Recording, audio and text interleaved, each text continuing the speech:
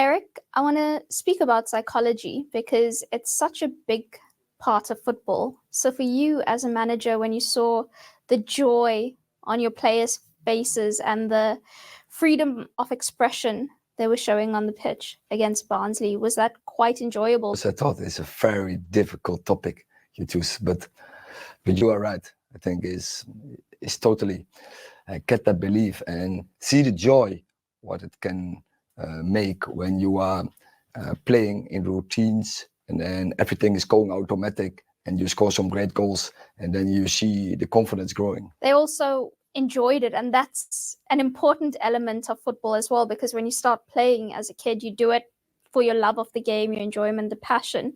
When it becomes a job, and at a club like this where there is so much focus and pressure, it's harder to enjoy. But a game like that, when you see the players really let loose, that makes a big difference. Yeah, not only this game, but I think any game should give joy, but it will not be so easy as every game.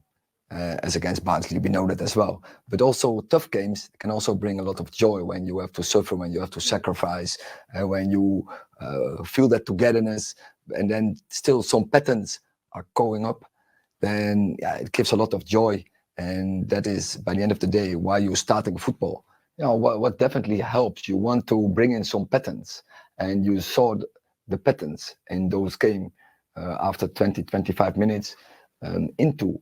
And it was in our planning, and that was good to see. But that gives the players confidence, and that are the spaces we have to run in, and that gives so automatics in a team, and that is always necessary to get the right performance level. You speak about the patterns that you're now evidently seeing, and the players can feel and believe in. After the Liverpool game, given Brighton and Liverpool, did you feel that here we go again, like the knives are out, the noise is loud again, everybody, a sense of wanting Manchester United to fail? Oh, they always want to let Manchester United fail. And the only way we can change this, that's us. And that is we, as a team, we have to turn this around. And we know how to do it. And we know we have to win. And when we don't win, there will always be criticism, and we have to deal with this. But when we do the things right, we are confident. Against Brighton, definitely we should have won this game when we score. And that are like randomness. This is also football, and that disallowed goal. And then in the last minute of the game, I would almost say the last second of the game, you lose. Yeah, that is very hard to take. And against Liverpool, so on details, we are really losing the game, and so we have to be objective. So I didn't read any piece after Liverpool. I just made my own analyze, review of the game, and objective, and from there on we took it. And it will be hard work. We are still not there. There's so much room for improvement, and if we do this right, and if we starting with belief, we have to be resilient. We have to be determined that our plan is right. Then we will be successful. You spoke about doing your own analysis after that Liverpool game. Don't know if you saw Arne Slot's interview afterwards, where he analysed where he felt the weaknesses were for United and how Liverpool looked to exploit it. What did you make of that assessment, and was your analysis similar to what he said? What I just said, I haven't heard anything after this game. Not from anyone, not from the manager, from the opposition, not from any pundit, not from any journalist. I haven't seen nothing. Did no one from the club tell you that that was said and this was said? No. But I know when we are losing, there is pressure, there is noise. So I don't have to read these articles, what's coming up, because I know it's there. But I feel, to answer your question, yes, I feel the backing. I feel we are in this together, and we are in a new season, and we will go again for silverware, and we will go again to construct a good team. 10 goals scored in these games. You've got Marcus Rashford looking his threatening self again, Manuel Ugarte putting in a good few performances where you can really see what he'll be capable of when he's fully up to speed. Then you've also got Rasmus Højlund and Mason Mount back. So things are looking a lot brighter now. You mentioned already some important players who were not even available. You mentioned some players we have to integrate in a team. Yeah, that takes time. And everyone knows, but everyone also, when the results are not straight, the one we expect, and they're also criticizing. I have to be calm. I see the process. I have to integrate those players in my team and to improve then the team. And that is a long way, and that will take months, and we will see. And judges in May, and last season was the same.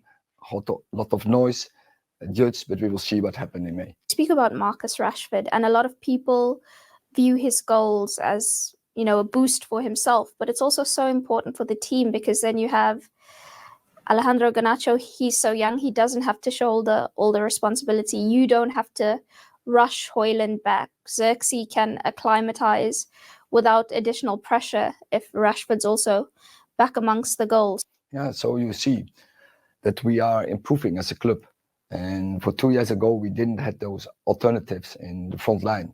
And we developed a player like Garnacho, where we bought now 2 young strikers and who can play together, but also they can rotate with each other. They're quite different profiles, Højlund and Xerxes. So, which is good, that because they can playing as a complementary couple, but also we can use them.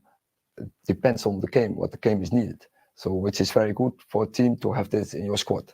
And now with Ugarte, I know you feel that he still has a lot to absorb in terms of the demands, your tactical rules and acclimatization to the league, to the players. But he's been very impressive from what we've seen so far. It's very good that you are, and that he is for you already very impressive. And because we haven't seen him. He's now 2 games, 1 start, 1 sub. He had, I think, now 3 training sessions, maybe 4, where maybe 50% he took part of the training session. Yeah, he's so short time in. But I agree with you. You see some impression what can really help the team. What are those things, the fundamentals of his game, you think that will take United to the next level? I think he showed some leadership, that strong belief, but good communicator, very good, take good positions, good interceptions, anticipating. Yeah, so that's an area of this team what we really need. I know one of the key things for United was trying to find a perfect sort of partner and midfield foil for Kobbie. So, you know, have the strengths that Kobbie maybe doesn't have, and Kobbie's strengths maybe this player doesn't really have. Do you think they fit in that sort of combination? It could be a couple, but I think we have also other very good complementary couples as well. In terms of Kobbie, a new contract for him on the horizon. He's been incredibly impressive. He's already assumed so much responsibility. Note that he's just off the back of a breakthrough season, but in that time period, he's already shown his worth to this club. So will he be rewarded? I think we reward him. As a club, as a team, we are so pleasing with his development. For us and for him is in togetherness, is to keep this process going. And the club, the leadership in the club has to talk about this and has to make a decision about this. And of course, we do that in cooperation. But I think, that is a thought we will always have to discuss when players are progressing that well. Then you have to discuss what we will do. And when we have news, we will tell you. First, you have to tell me first. I will tell you first.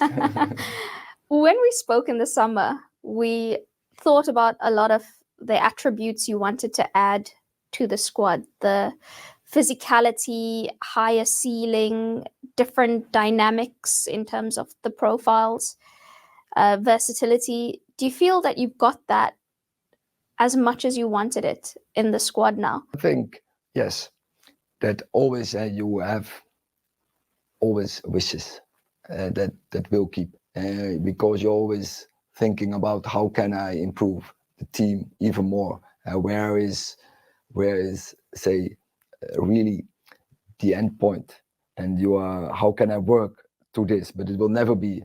It's a never-ending story.